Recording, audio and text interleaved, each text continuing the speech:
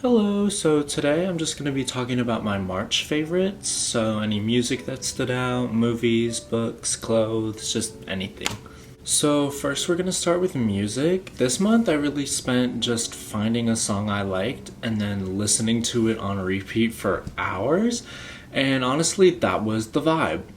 Songs that I listened to on repeat this month were Cry Cry Flowers in December and I've Been Let Down by Mazzy Star, The Path, Fallen Fruit, and Oceanic Feeling by Lorde, and Oh Well, Get Him Back, and Window by Fiona Apple. And really, those albums, Among My Swan, Solar Power, and Extraordinary Machine, I would say were the biggest for me this month, but I did also listen a lot to Blind by the Sundays and Masterpiece by Big Thief.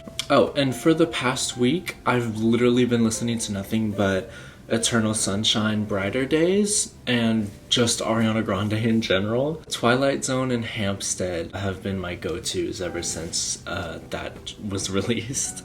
Okay, now on to movies. Unlike last month, where I watched none, this month I watched 6, but the ones that stood out the most I'd say were Dead Poet Society, But I'm a Cheerleader, and Serendipity. I really enjoyed those. But I'm a Cheerleader and Serendipity were really sweet, and I'm never watching Dead Poet Society again because you know why, but it's whatever. Okay, then moving on to books, I only read 2, but that's a step up from last month's 1. I read Lolita by Vladimir Nabokov and Lapvana by Otessa Moshfegh.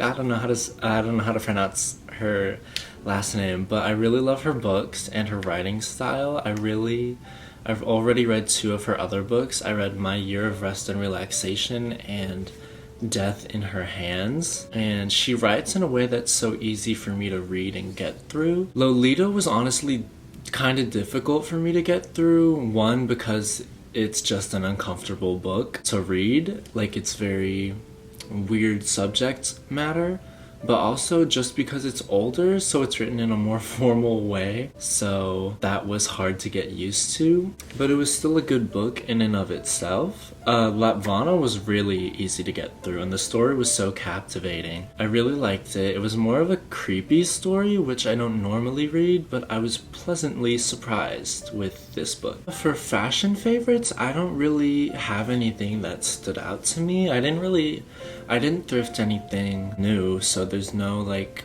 new additions to my closet, but I don't know.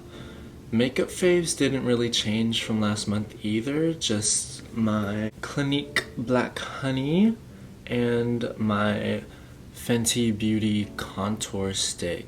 That's pretty much all I do for makeup daily. So yeah, honestly, I think that's it for this video.